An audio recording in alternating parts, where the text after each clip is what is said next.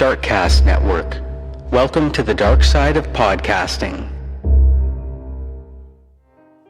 In 2014, a little girl named Relisha Rudd went missing while living in a Washington, D.C. homeless shelter, but no one noticed. For 18 days, no one in Relisha's life saw her, but no one reported her missing. It wasn't until a social worker from her school visited the shelter in person that he realized the little girl whom he had been told was sick wasn't sick at all. She was just gone. Relisha's story has had a deep and lasting impact on the D.C. region. July 11th is Relisha Rudd Remembrance Day. This week, we're asking you to join us in honoring Relisha, who has now been missing for 10 years. When a person goes missing, there's a special kind of pain in the not knowing. I want to tell you the stories of those who never came home. Today, I want to tell you the story of Relisha Rudd. I'm Kona Gallagher. And I'm Ethan Flick. And this is And Then They Were Gone.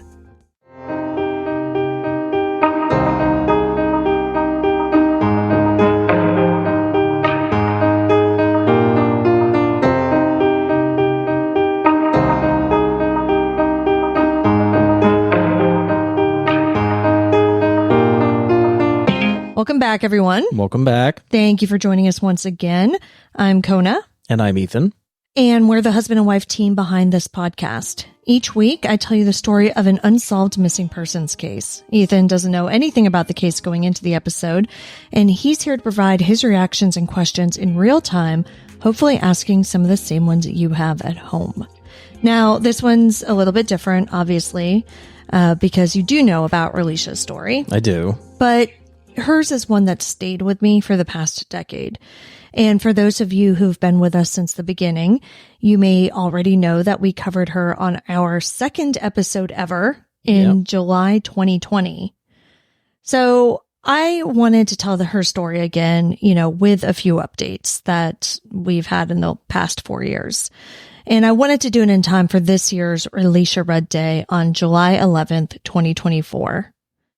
Her story is huge here in the DC area, but never really got a ton of national attention. So now, that we're 4 years into this podcast and we have a bigger audience than we did when we started, I want to use our platform so more of you will know her name. Before we get started, we've had a few people join us over on our Patreon page. So thank you to Catherine K., Joanne M., Emily A., and Kenya W. We appreciate you so much. Thank you all so much. If you'd like to get these episodes ad-free and also get a copy of the ebook I wrote, you can do so by joining us over there at any level. So with that out of the way, let's once again get into the story of Relisha Rudd. Relisha Tinau Rudd was born on October 29th, 2005 to Shamika Young and Irving Rudd. From the beginning, Relisha's life was not easy. Her parents, who also had a son together a year later, came from unstable backgrounds. According to the Charlie Project, Shamika grew up in the foster care system, as her father was not a part of her life and her mother suffered from a drug addiction. Shamika, who was diagnosed with a mild mental disability, was a troubled child who spent time in a psychiatric residential treatment facility. While in her late teens, she met Irving Rudd, who was 16 years her senior, and was working as a custodian at Catholic Charities. The pair formed a relationship and Relisha soon followed. While Relisha was Shamika's first child, she was not Irving's first. Irving Rudd had also been a young father. Back in 1991, his girlfriend gave birth to twins. Just 17 months later, one of them, a baby girl named Tarika, was rushed to a DC hospital. According to an article in the Washington Post from May 2014, Tarika was admitted with a split lip, a fractured skull, and bruises covering her tiny body. Tarika did not survive her injuries. During the investigation into her death, in which Rudd was charged with first-degree murder, witnesses described horrific abuse toward Tarika at the hands of her father. When asked if he had ever assaulted her before, Irving said, quote, "Not that one. We both was involved with spanking the other twin too hard and broke her leg," end quote. When authorities went to Rudd's home to check on the other child, they found Tarika's twin sister suffering from similar injuries. She also only weighed 10 pounds at 17 months old. Jesus. And, just for those of you who aren't aware, according to the World Health Organization, the median weight of a 17-month-old girl is 22.1 pounds. Oh my God. Yeah, I mean, we know babies who are 10 pounds at birth. Yeah. And this child was almost a year and a half old, like walking, presumably like at that age at least, right? Yeah, that's crazy. Irving Rudd eventually confessed to causing Tarika's death, saying, quote, "Although I've killed her, it's not intentional, and I realize that I have done something wrong," end quote. Rudd ended up being convicted of involuntary manslaughter and received a sentence of up to 15 years. He ended up serving about 10 and was released from prison in 2002, 3 years before Relisha was born. After that, though, he pretty much stayed out of trouble. I actually, in doing this episode now in 2024, I did do another background check of him. He apparently did have an arrest in 2016 for what seemed to be a combination traffic domestic violence charge. And he went to trial from what it looks like, but he was found not guilty. Irving and Shamika didn't stay together very long, and family members say that Irving was pretty much out of Relisha's life from the time she was a year old. It's unclear if the problems Relisha experienced as a child started before or after her parents split up, but in the summer of 2007, social workers already had Relisha, who was not yet 2, on their radar. After conducting a home visit, they found evidence of inadequate food for her and her baby brother, along with indications that she had been physically abused. And how old is she at this point? She's not even 2. But Irving's been gone. Yeah, so it says Irving left right around this time. Oh, okay. So she does have a baby brother, so I'm not exactly sure when they split up.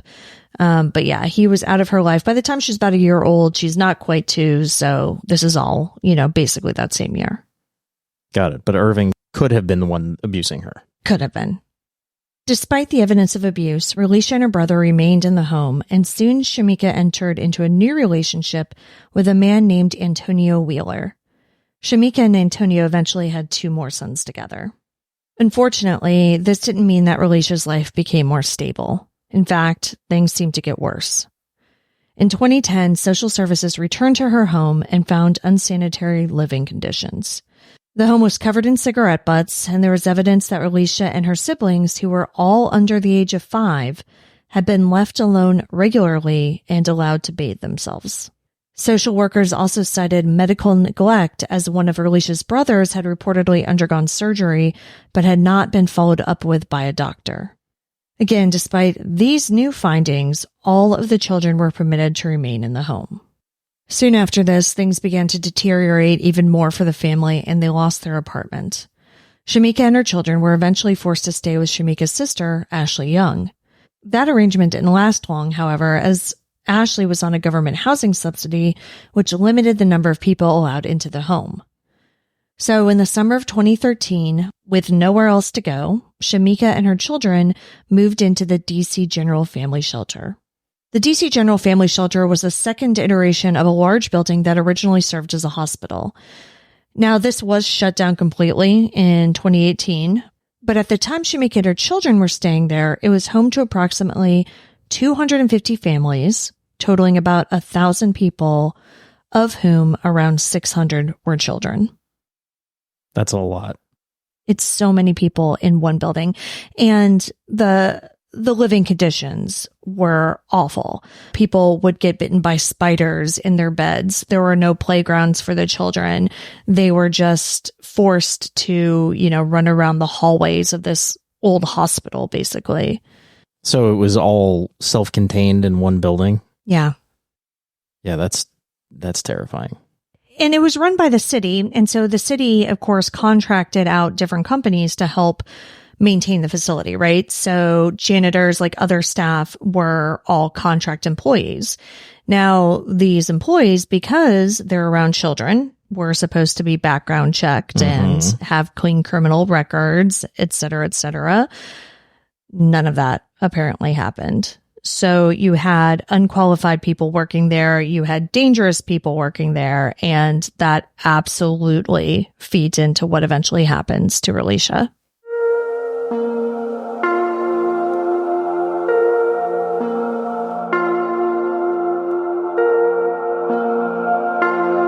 Relisha reportedly hating living in the shelter, which by all accounts was horrible. Melissa Young, Shamika's mother and Relisha's grandmother, told InsideEdition.com that Relisha, quote, called it a trap house, end quote. Like I said, the conditions were miserable. The shelter had bed bugs, rotten food, drug deals, sexual assaults. I mean, just every terrible thing you can think of was happening right here. So it makes sense that Shamika tried to get her kids out of that environment as much as possible. It was summer. The children didn't even have school as a refuge. Even though Shamika's relationship with her sister Ashley was strained after Ashley told them that they couldn't stay with her anymore, Ashley still helped out with the kids, having them over to her house frequently. But that's when things started to get strange. Ashley told InsideEdition.com, quote, I would get the kids every week, but I wouldn't really get Relisha, end quote. Ashley, of course, didn't understand that. Like, why was Shamika only sending the boys over? So she asked her, and according to Ashley, Shamika said that Relisha was with her godfather. Well, who's her godfather? According to Ashley, from what she knew, Ashley's fiance Melvin was her godfather, and Relisha was not with Melvin.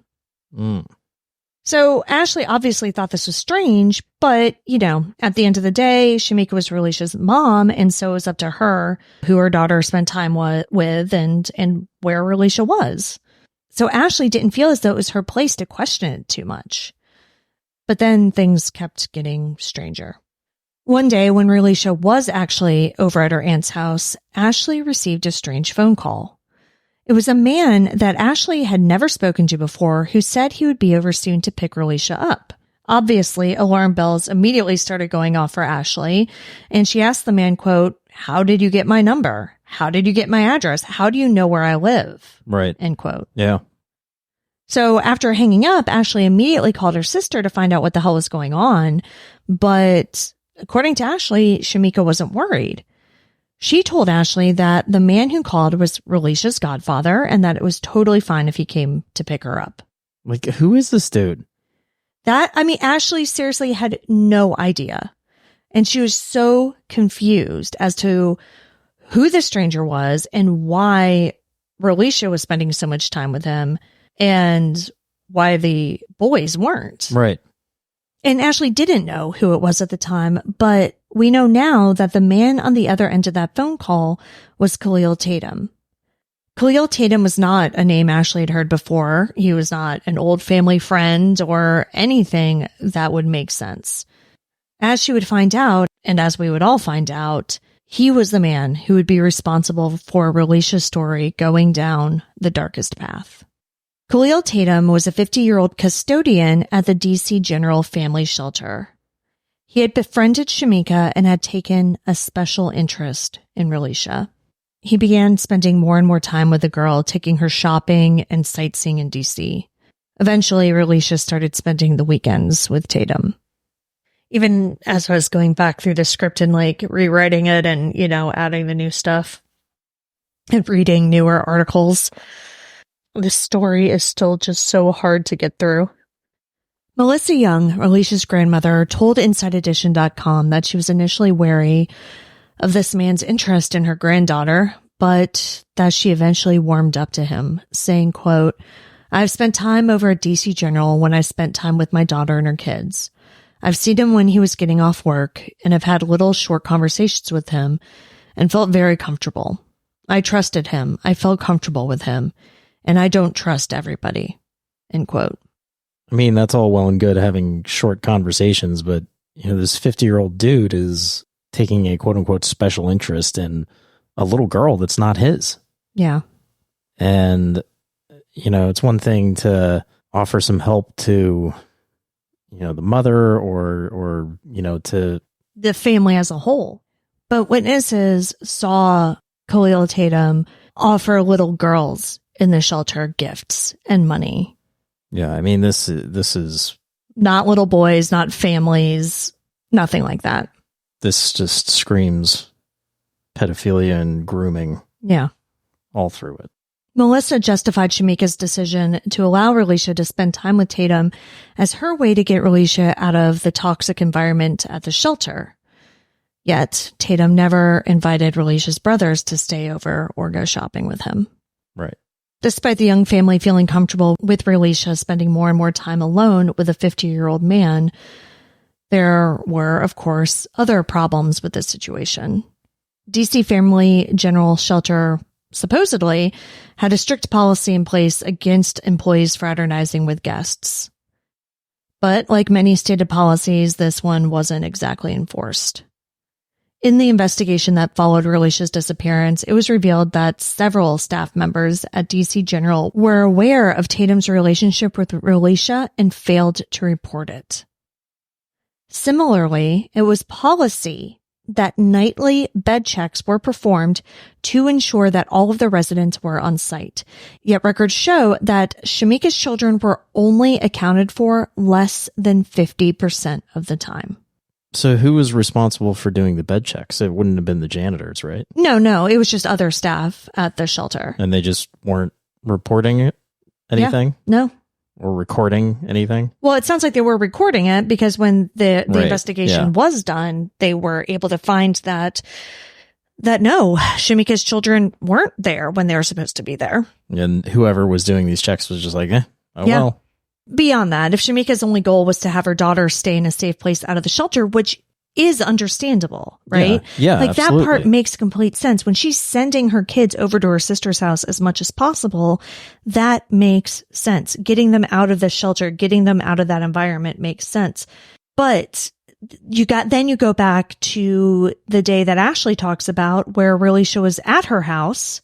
Right. So why was Tatum coming over to get Relisha? Yeah, she was already out of the bad environment. She was in a safe place. She was with her brothers. Right. She was with her aunt. As the months went on, Relisha started spending more and more time with Tatum. On February 26, 2014, around 7:30 p.m., security cameras caught Tatum and Relisha heading toward a room at the Holiday Inn Express on Bladensburg Road in Northeast DC. Relisha was wearing pink boots, dark pants, and a blue winter coat. She was carrying a white plastic bag full of what could possibly be takeout food. Tatum was dressed in khaki pants, a dark winter coat, and what appears to be a lanyard with an ID badge. He was also carrying a children's backpack. Both Relisha and Tatum appear to be at ease. And honestly, looking at the video, for anybody who saw them, randomly in the hotel, you would think that it was a grandfather with his granddaughter. Mm-hmm. Relisha's whereabouts after this day are a little unclear, but she is confirmed to have been seen alive after her trip to the Holiday Inn Express with Tatum. Her last confirmed sighting was on March 1st, 2014. According to an article on WJLA.com, Shamika Young's Instagram account has a video dated March 1st that shows Relisha with her siblings. A family member confirmed that this video was taken during the first week of March after the kids got new shoes. But that Instagram post wasn't the only confirmed sighting of Relisha on March 1st. She was also seen, yet again, with Khalil Tatum.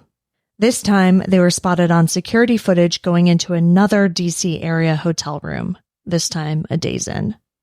In February of 2014, and into at least March 1st, Relisha wasn't really going to school. She was unaccounted for a great deal of the time and spending a lot of that time with Khalil Tatum. Her whereabouts, like I said, are unconfirmed for big portions of that time. And it seems as though her own family didn't really know where she was. Yeah, I was just about to ask if anybody from her family could report anything. No. So years later, Antonio Wheeler, who was Shamika's boyfriend, said that he was under the impression that Relisha had gone to a hotel with Tatum because it was a pool party for his granddaughter. Oh, right. Yeah. I remember. Yeah. So that was like one of the incidences. I don't know if that was the Holiday Inn or the Days Inn or, right. Which one. But that was one instance. Right. Yeah. Exactly. Relisha's last confirmed sighting is on March 1st, like I mentioned. And on March 2nd, Tatum is seen on surveillance video purchasing a carton of black 42-gallon contractor bags in DC. He was then seen later in the area of the aquatic gardens. Between March 2nd and March 20th, Tatum is seen by witnesses many times at work and other places, but Relisha was never seen with him. On March 19th, a social worker at Relisha's school decided to look into the second grader's absences. By this point, Relisha had missed a total of 30 days of school over that school year. And most of those 30 days had been in the February. past. Yeah, it was like January and February. The school had been in touch with Shamika regarding her many absences, but Shamika kept on telling them that Relisha was missing school due to illness. So they were like, listen, your kid can't miss this much school, even if she is sick. Like, we need documentation, we need doctor's notes, we need proof, we need something. And she basically told the school, she's like, okay, let me get all the paperwork together. I'll get the documents you want, but she's under the care of Dr. Tatum. What the hell? LeBone Workman, the social worker, decided to go down to the shelter to speak with Dr. Tatum in person. A 2024 Washington Post article describes what happened next. Quote, Workman recalled feeling blood rush to his ears. In the moments that followed, he realized the man he had been speaking to by phone, the person Relisha's mother had told him was treating her daughter for migraines, and the reason he delayed notifying the city's Child and Family Services agency after Relisha hit 10 days of unexcused absences was a janitor. Workman called 671-SAFE, the city hotline for reports of child abuse, and soon law enforcement officers arrived. End quote.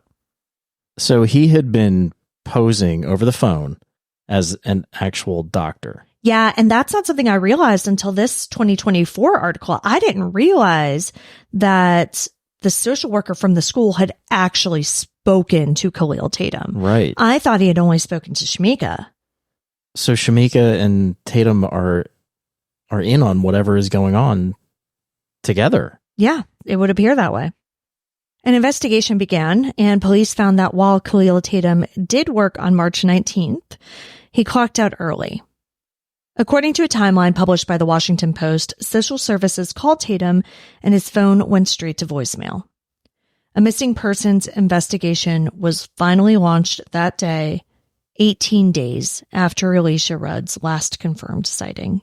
And keep in mind that this missing persons investigation was launched because of that social worker from her school. No one in Relisha's family reported her missing because, according to them, they thought she was under Tatum's care. Even if she was under Tatum's care, like, who is Tatum to her? Well, like, so he had been going to work the entire month. Right. So then who's watching her when he's at work? Exactly. Where is she? She's not at school. So there's no way that, Relisha's mom didn't know something weird was going on, right? I'm confused by her grandmother as well, because Melissa also told InsideEdition.com that when police first talked to her, she said that she was on her way to pick Relisha up. So does this family just not trust, agencies, government agencies, law enforcement, social services, what have you, and they just lie to keep them out of their business? I don't know. But according to Melissa, she said, quote, "The police said to me, 'Did you know your granddaughter is missing?' I'm like, 'No, she's not missing. She's with Khalil Tatum. I spoke with her twice.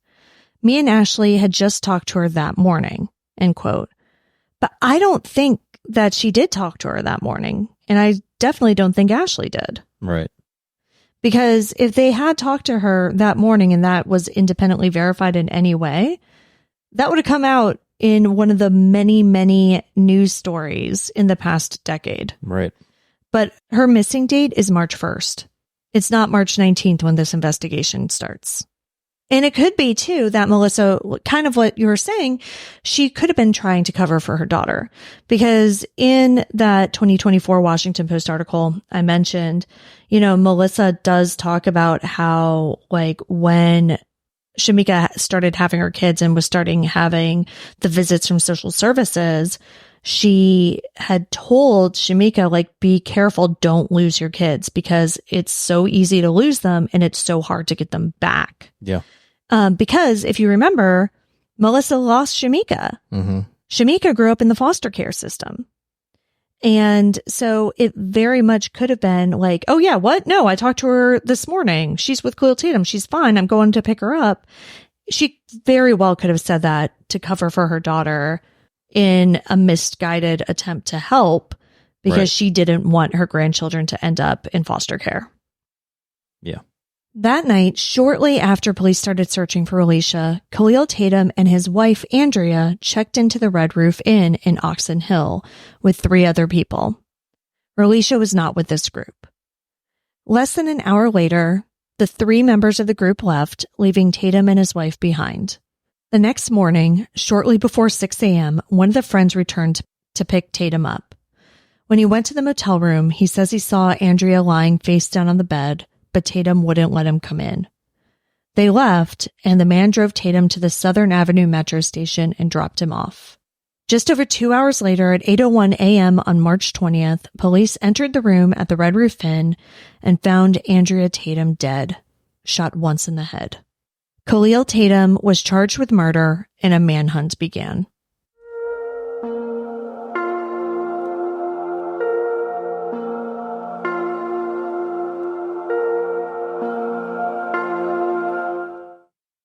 At this point, police believed that Tatum was responsible for Relisha's disappearance. What they didn't know was if Relisha was dead or if Tatum had gone on the run with her. By the time Andrea's body was found, DC police had already issued an Amber Alert for Relisha, along with photos of 2 cars that Tatum was known to drive.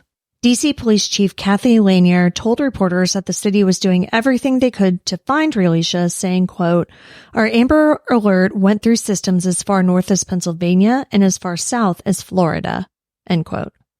And of course, that sounds like a good move, and that's exactly what you would want police to do in that situation, especially because, you know, Relisha's already been missing for 18 days, 19 days by this point. The suspect's wife was just found murdered, but the statement doesn't actually appear to have been true. The Amber Alert was issued in DC, and residents received cell phone notifications. There were signs on the freeway and also notifications in local media. But according to an article on WJLA.com, quote, "The state law enforcement agencies responsible for issuing Amber Alerts in Pennsylvania, Delaware, Maryland, Virginia, North Carolina, South Carolina, and Florida all tell ABC 7 News that there were no requests from DC to issue an Amber Alert," end quote. Not a good look for the chief. No. Geographically, they started in DC. You can be in Pennsylvania, Delaware, Maryland, Virginia in under an hour. I would say to all those. Delaware maybe a little bit longer. Yeah. But from DC, you can be in any of those other places in under an hour.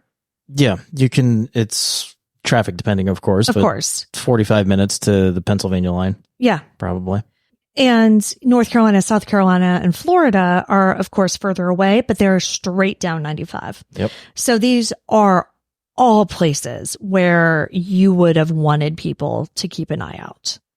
Maryland State Police issued 2 critical missing alerts, but could not issue an Amber Alert unless MPD, which is DC Police, requested it. Maryland State Police spokesperson Greg Shipley told WJLA, quote, "We just did not receive the request to issue the Amber Alert," end quote. That statement was echoed by officials in West Virginia, South Carolina, and Pennsylvania. Eventually, Georgia issued its own Amber Alert, but while DC Police certainly sent out notifications to other state law enforcement agencies regarding Relisha's disappearance, Chief Lanier's claim of an East Coast Amber Alert is simply untrue. Days passed without any sightings of either Relisha or Tatum. On March 24th, the FBI released additional photos of both Relisha and Khalil Tatum. The next day, on March 25th, they offered a $25,000 reward for Relisha's return. Prince George's County Police offered a separate $25,000 reward for information leading to Tatum's arrest. Throughout this time, tips were coming in and police were investigating Tatum further. They found that Relisha wasn't the only little girl he had contact with at the shelter, which again is acting completely against policy. And though he offered these girls gifts and money, often in view of other staff members. He was never reported. Do we know, does he have any type of special relationship with anybody else at the shelter at this time? Any other little girls? I haven't seen anything where he was taking other little girls off the premises. Okay. In terms of what was happening on the site, premises. Yeah. As days started to go by with no sign of either Khalil Tatum or Relisha, police said that they could not rule out the possibility that Tatum murdered the little girl. In fact, another body was about to be found, but it wasn't Relisha's. On March 31st, a body was discovered in Kenilworth Park and Aquatic Garden in D.C. On April 1st, 1 month to the day after Relisha was last seen alive, the body was officially identified as her suspected abductor, Khalil Tatum. The cause of death was a self-inflicted gunshot wound. Police believe that it was the same gun that he had used to kill his wife. Following this gruesome discovery, police searched the 700-acre park for any sign of Relisha, but they came up empty-handed. Didn't you say that, so he went to a hardware store, got contractor bags, and you said that he was seen at this park where his body was discovered, right? Mm-hmm. Shortly after buying those contractor bags? Yeah. Who was he seen by there? Do we know? I think it was surveillance. Mm-hmm. Surveillance cameras. So, and time frame of when that was purchased again? It was March 2nd, the day after Relisha was last seen. Yeah. I mean, so to me, like, the fact that he went there to kill himself, there's significance in that property. Right. Or that space. I do find it odd that they weren't able to find anything there. I mean, 700 acres is a lot, but it's self-contained. I mean, it's a park in DC. It's not area. It's not a dense forest area. Yeah, it's not the wilderness. It's not a mountain. It's right. It's so there's some significance to that park. Yeah, I would agree. And for Relisha. And yes, police, after they found his body, obviously they did the search of the park, but volunteer groups did many more searches. I mean, when I said Relisha's story affected people who never met her formed groups and searched. A woman named Brenda Brown, who was a retired federal employee, she was like 60 at the time, had never met Relisha, but she was so touched by this story that she founded a Facebook group dedicated to her called We Are Relisha. She also sponsored volunteer searches. Like I mentioned, she got a search dog down from Maine to do this. Many searches were done of this area, and not a single clue was ever found. No hit from the canines at all, huh? No.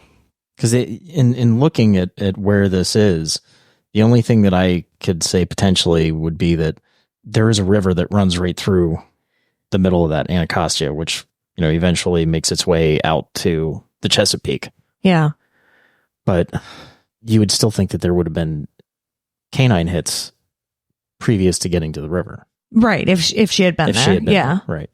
But maybe the length of delay, because you're talking about 18, 19 days missing before they search. Well, no, by this time it's a month. When they find him dead, it's been a month. Right. So, I mean, by that point, maybe all traces of her scent would have been gone.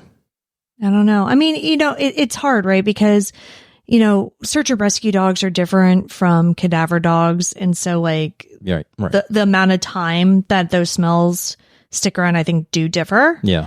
So I'm not sure, but nothing was found. Relisha has now been missing for 10 years. Like I said at the beginning, we did our original episode on this 4 years ago.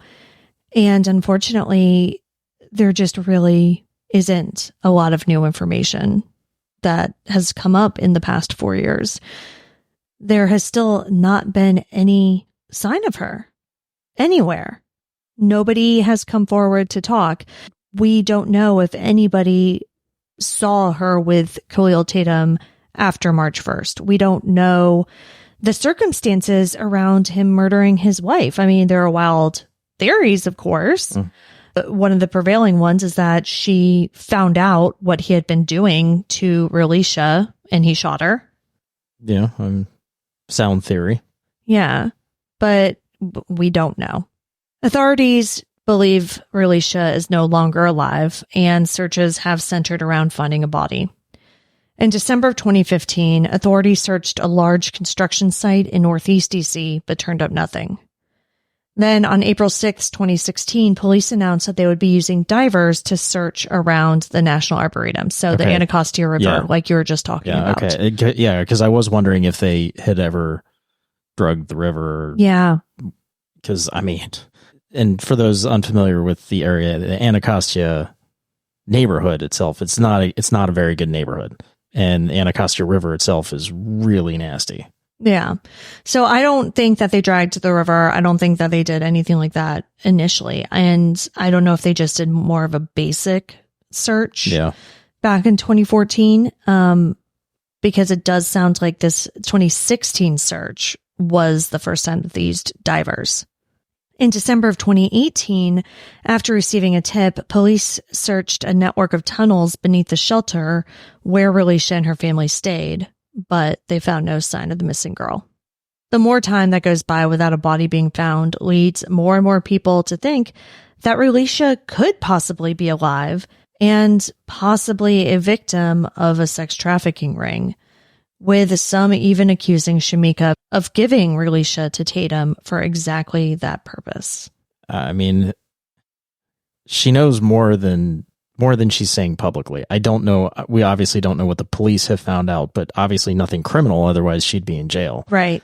But there's something going on here. Right. I think with the active subterfuge that she and Cleo Tatum were doing with the school, yes, I think really points to there's no plausible deniability there. Right. You know? Yeah. But I also do want to point out that Shamika, from what I could find, has no criminal record whatsoever. So I just take that for what it is. Just putting that out there. But sex trafficking is a $99 billion a year industry in the United States. And Tatum's grooming behaviors and frequent trips with Alicia to area motels would fit with the sex trafficking theory.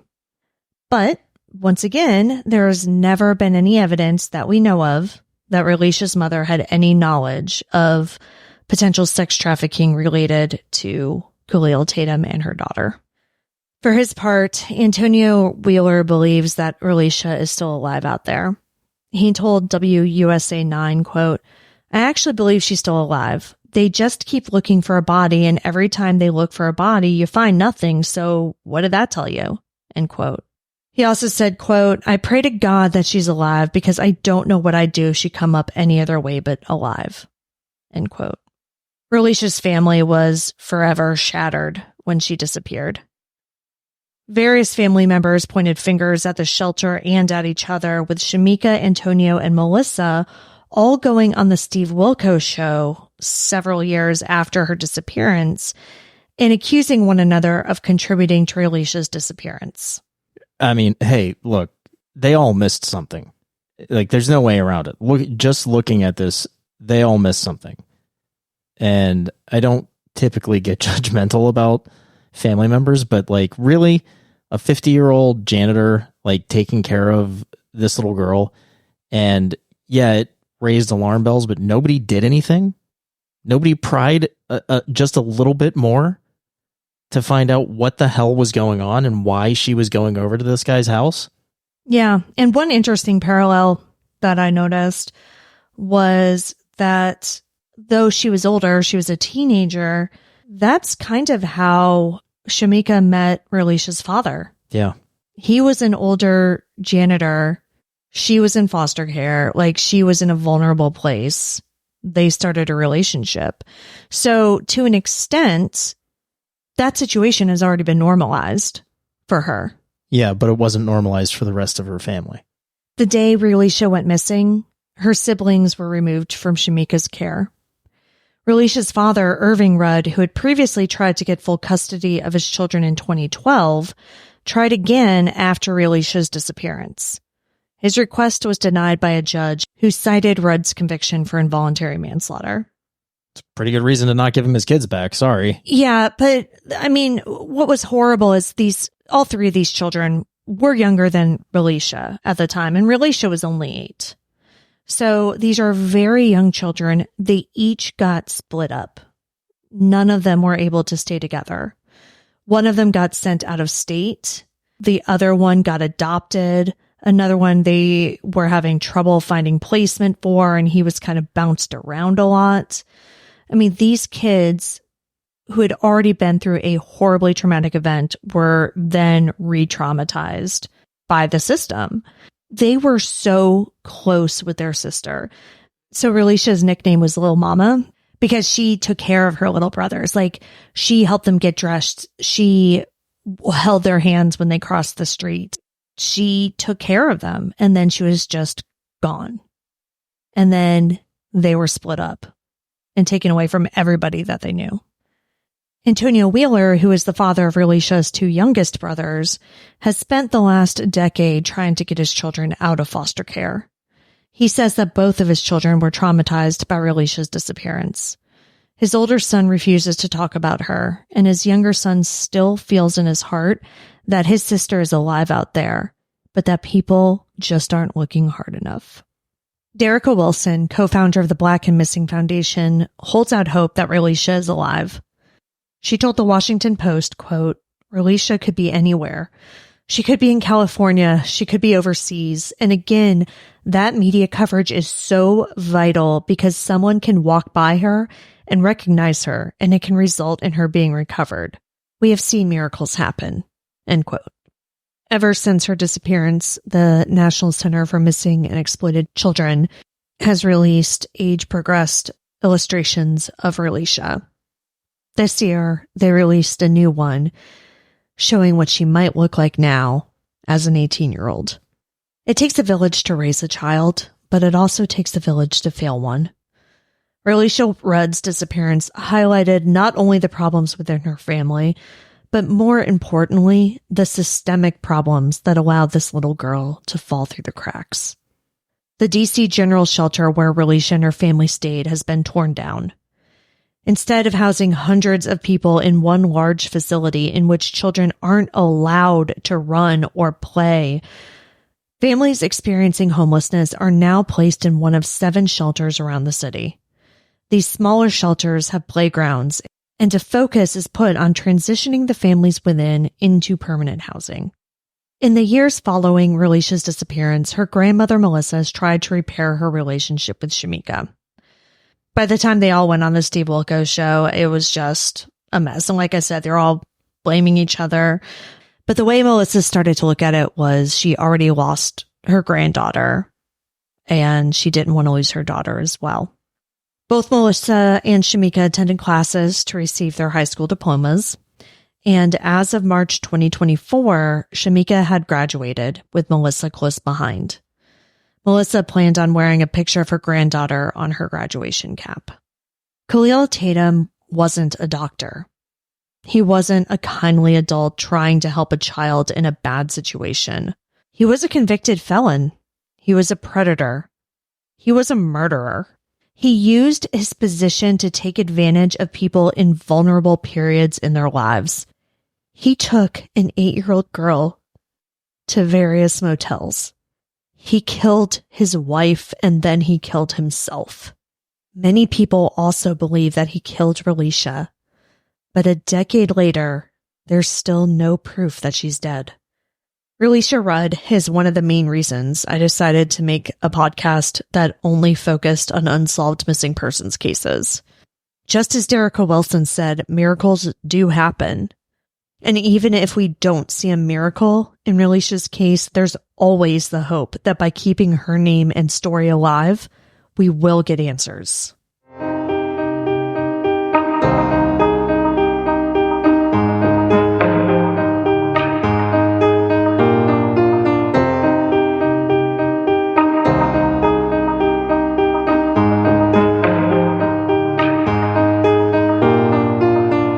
Relisha Rudd has been missing from Washington, D.C. since March 1st, 2014. Relisha is a black female with black hair and brown eyes. She was approximately 4 feet tall and 80 pounds at the time of her disappearance. Relisha was 8 years old when she went missing. She would be 18 today. If you have any information on Relisha Rudd's whereabouts or any information regarding her disappearance, please call the FBI at 1-800-CALL-FBI. You can also contact the National Center for Missing and Exploited Children at 1-800-THE-LOST or the Metropolitan Police Department at 1-202-265-9100. You can see all the sources for this episode along with photos and videos at our website, andthentheywere.gone.com. And be sure to follow us on social, And Then They Were Gone Pod on Facebook and at ATTWG Pod on Instagram and TikTok. If you like what we're doing, please subscribe and consider leaving a 5-star review on Apple Podcasts. It will help new listeners find us. And the more people that listen, the more chances we have of bringing someone home.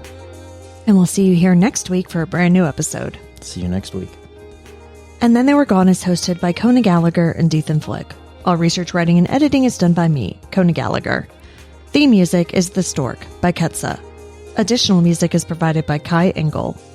And Then They Were Gone is a Little Monster production.